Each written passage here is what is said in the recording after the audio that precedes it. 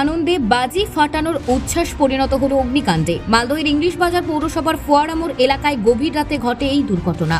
সূত্রের খবর, দুবাইয়ের মাঠে নিউজিল্যান্ডকে হারিয়ে ভারতের জয়ের পর সমগ্র দেশের মতো মালদাতেও ক্রিকেট প্রেমীরা বাজি ফাটিয়ে আনন্দ উদযাপন করেন। রাতভর ফোয়ারা মোড়ে চলে বাজির আতশবাজি, আর সেখান থেকেই আগুন লেগে যায় হকার্স মার্কেটে। তবে দ্রুত দমকল বাহিনী ঘটনাস্থলে পৌঁছানোয় আগুন ছড়িয়ে পড়ার আগেই নিয়ন্ত্রণে আনা সম্ভব হয়। জানা গেছে প্রায় 2 থেকে 3টি দোকানে আগুন লাগে, তবে বড়সড় ক্ষয়ক্ষতি হয়নি। এই বিষয়ে প্রত্যক্ষদর্শী সৌরভ দাস জানান, আমি এসে দেখলাম যে এখানে আগুন লেগে গেছে, মানে শর্ট সার্কিটে আগুনটা লেগেছিল। তো কোথায় এটা? এটা ফোয়ারা মোড়ে হকার্স মার্কেট।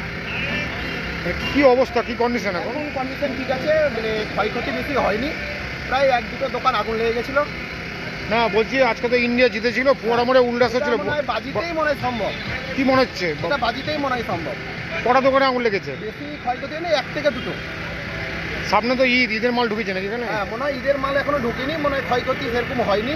হালকা, জাস্ট হালকার মধ্যেই হয়েছে। আগুন কি নেমে গেছে এখন? হ্যাঁ, আগুন নেমে গেছে, দমকল এসছে। কটায় দমকল এসছে? দমকল এখন বর্তমানে একটাই এসছে। এ বিষয়ে হকার্স মার্কেটের নৈশ প্রহরী দীপক চৌধুরী বলেন, এই যে ফাটকা ফোটা ছিল কিনা, তারপর টিনে গিয়ে আগুন লেগে গেছে। কটা দোকান লেগেছে? হ্যাঁ, কটা দোকানে লেগেছে? দোকান লাগেনি, উপরে লাগছিল, উপরে টিনের উপরে। এখন কি অবস্থা? এখন তো সব দেখা দেখি করছে।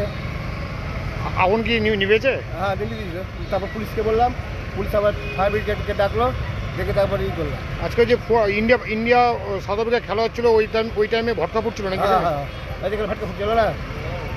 ভটকাতে আগুন লেগেছে না ইলেকট্রিক তারে? না, ভটকাতে। এখন কি পরিস্থিতি? এখন তো ভালোই আছে। নিভেছে আগুন? হ্যাঁ। মালদা থেকে পরিতোষ সরকারের প্রতিবেদন, নিউজ টুডে।